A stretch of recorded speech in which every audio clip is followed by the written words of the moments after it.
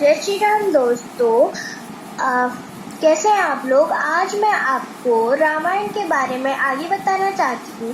पिछले भाग में आपने देखा होगा कि शुरुआत से लेकर मैंने आपको राजकुमारों के जन्म तक कथा सुनाई थी।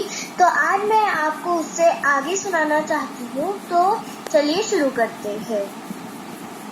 3 रानियों के 4 पुत्र हुए। बड़ी रानी कौशल्या ने पुत्र राम को जन्म दिया। छोटी रानी कैकेयी ने भरत को जन्म दिया और रानी सुमित्रा ने 2 पुत्रों लक्ष्मण और शत्रुघ्न को जन्म दिया। नन्हे राजकुमारों के आने से अवध बहुत खुश थी और अवध के वासी उत्सव मना रहे थे। चारों राजकुमार बचपन से ही बहुत प्रतिभाशाली थे और उनको धनुष बाण चलाना बहुत पसंद था। चारों में सबसे बड़े राम थे, तो तीनों राजकुमार अपने बड़े भाई की आज्ञा का पालन करते थे।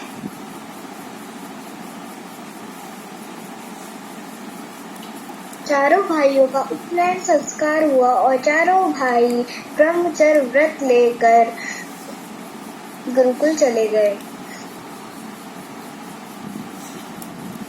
गुरुकुल में उन्हें वेद, गणित, विज्ञान, ज्ञान और सारी राजनीति, धर्म नीति, सारी शिक्षाएं मिली।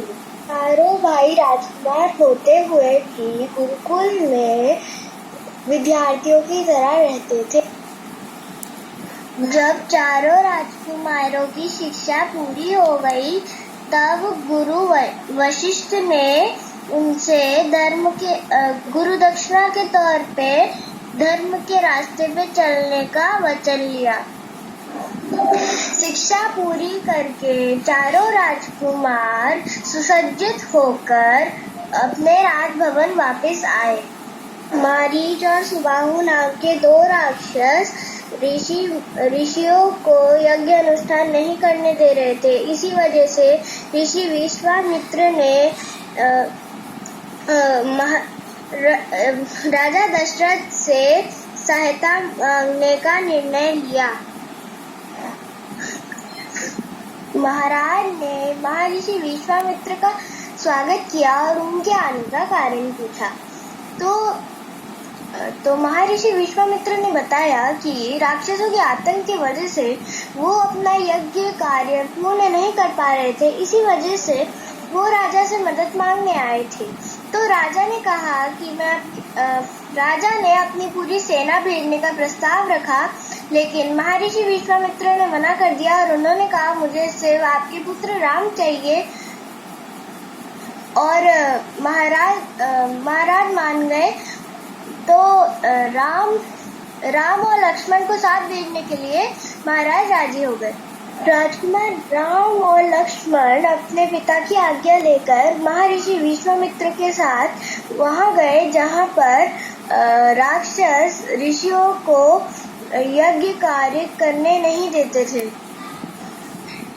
दोनों राजकुमार महर्षि विश्वामित्र के साथ उस वन में पहुंचे जहां राक्षसी ताड़का रहती थी।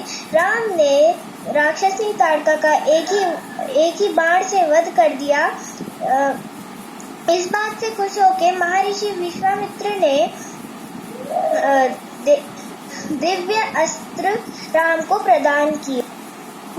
राम और लक्ष्मण ने सुबाहु समेत सारे राक्षसों का वध किया और राम ने मारीच को एक ऐसा बाण मारा जिससे वो समुद्र पार जाके गिरा और राम और लक्ष्मण ने ऋषियों को राक्षसों के आतंक से मुक्त किया। महर्षि विश्वामित्र के साथ जब राम और लक्ष्मण जनकपुरी जा रहे थे, तो उनके मार्ग में गौतम ऋषि का आश्रम आया।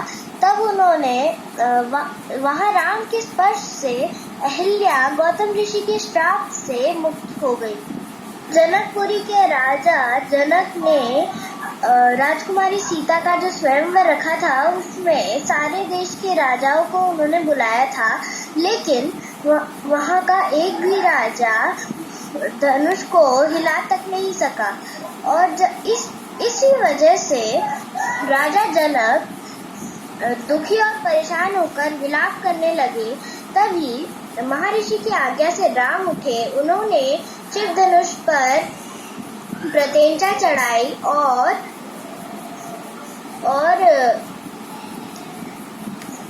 स्वयंवर की प्रतिज्ञा को पूरा किया।